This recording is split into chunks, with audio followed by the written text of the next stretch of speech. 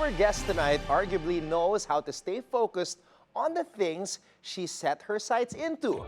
And to say that she is always on target is an understatement. Please welcome to the BNC studio our country's compound archery ace, the beautiful Andrea Robles. Andrea, welcome. Hi. Thank you so much. Thank Have a you. seat. It's good to see you again. Good to see you, Anton. Thanks for having me here. Okay, fun fact to everybody watching. This is the second time that I am having this great opportunity to interview Andrea. The first time, believe it or not, was 10 years ago. She was Yes. only 16 years old. Now she's all grown up, 26 years old, and has achieved so much in those 10 years. Ranked number 35 in the world right now. The only Filipino to win 2 medals, gold in 2019, bronze in 2023 in the Indoor Archery World Series. Tama ba yung mga credentials Yes, mo? that's right. Okay.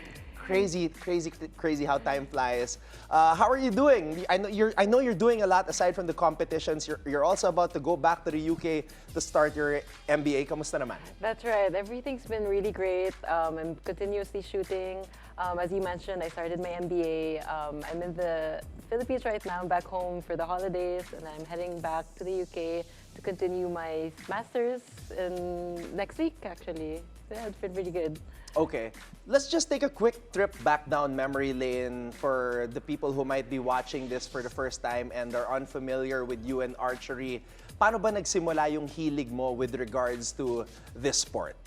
Okay, so I started back when I was 15 years old. Yes. I was always into sports because both my parents were athletes. My dad was a swimmer, my mom was a badminton player. So sport has always been an important part of my life.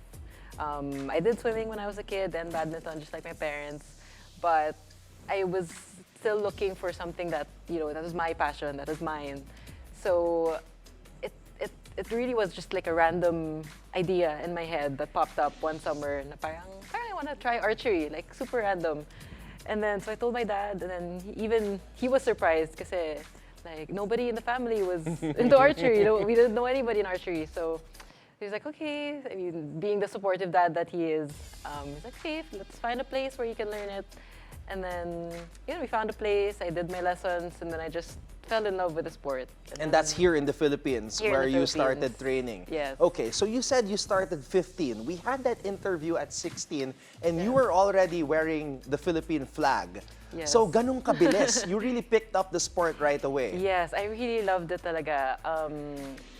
Once I started it, tuloy-tuloy yung training, I trained, I worked so hard with my coach, I got a physical trainer, to help me build the physical side because I started it kind of late na, 15 years old. Yeah. Usually you start like when you're young pa, right? When you're a kid. But I started medyo late, so I knew I had a lot to catch up on, but I really loved it. So I was training so hard, and then, I really wanted to represent the country. So the opportunity came, I got to represent together with the national team. And my first international competition, luckily we won the women's team event.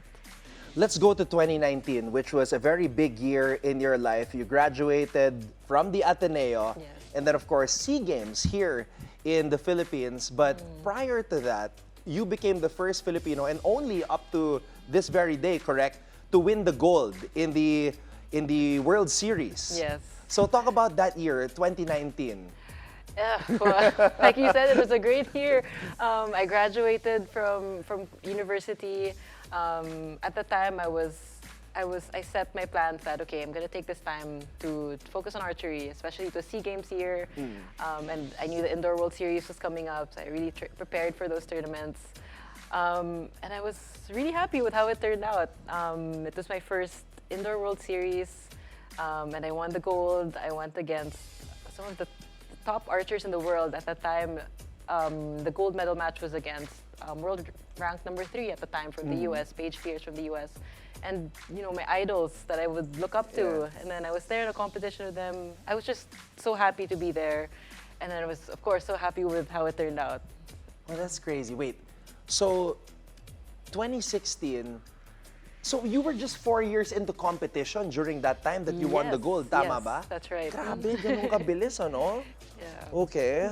Um, Now, this might be a broad question. Right now kasi, you're ranked 35th in the world. Yeah. How does somebody, di ba, among all the archers in the world, get up that high in the world rankings? Well, it didn't come without my support system. You know, my family, my parents were always so supportive. Um, Whatever I needed in terms of training, in terms of coaching, experience, nutrition, everything, sports psychology, they really supported me.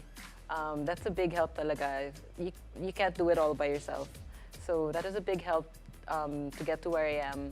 Of course, I had the support of Ayala when I was part of the Tetang yes. Ayala program.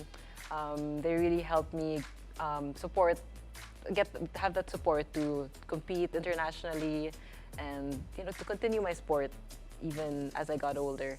So it's really the people around you is a big thing.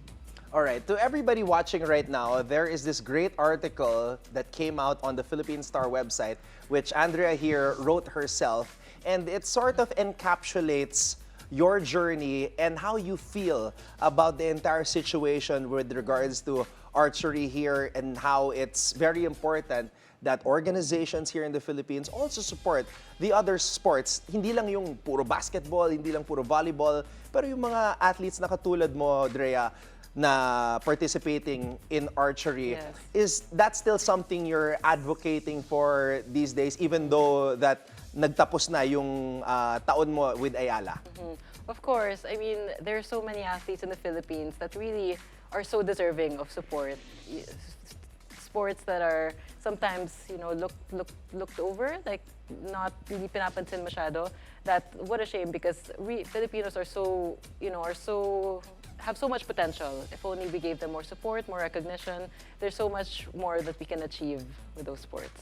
All right, now let's focus on the present. I think a few days from now, you'll be going to the UK to take on the next challenge in your life, which is, of course, the MBA. Yeah. Paano mo naman binabalance yon? I mean, you graduated in 2019 from Ateneo. Now you're going abroad to take up further studies in the MBA. Are you still going to be competing in archery? How are you going to balance all of these responsibilities? And, of course, living abroad. Yeah, well, it is a challenge, like how you said it. It's a lot, but I think because I really love what I'm doing. I love archery. I also love, I want to build my professional career. I'm taking my MBA, so doing those things. There's things that I really want to do. I have goals for the future, both in my athletic career and my professional career, that I really want to, do well in. So I'm working really hard. Of course, it's challenging. There are sacrifices that need to be made, but at the end of the day, it's something that I want to do. So that's what helps. Okay, this might be a tough question right here. I'm not sure, but I'm gonna ask it anyway. What's the toughest thing about being an archer? Toughest thing, it's a mental game. I think that's I would say that 90% mental. Physically, you could be so prepared. You could be at your fittest, but if your mental is not, if you don't train your mental part, it's not gonna work, or it'll be extra challenging. So, and this mental side is so important, but it's often the part that's overlooked. So it's important to train that side as well. So 90% mental. I would say, yeah.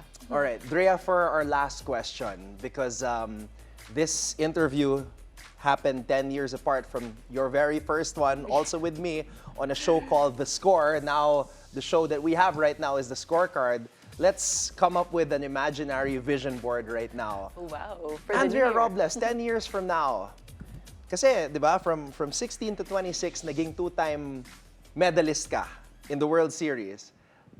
When you're 36, what do you think your life will be like, and what goals do you see yourself achieving in that span of time? Wow. Well, hopefully with an MBA. Yep. Advocating for sports, for sure, especially for sports that, like archery, need hopefully more recognition, more support. I'd like to be advocating for that 10 years from now. A successful businesswoman, and yeah.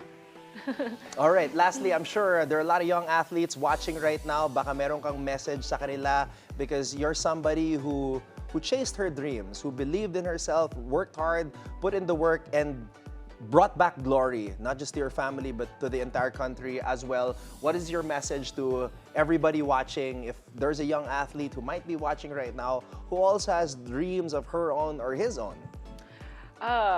Follow your dreams. Dream big.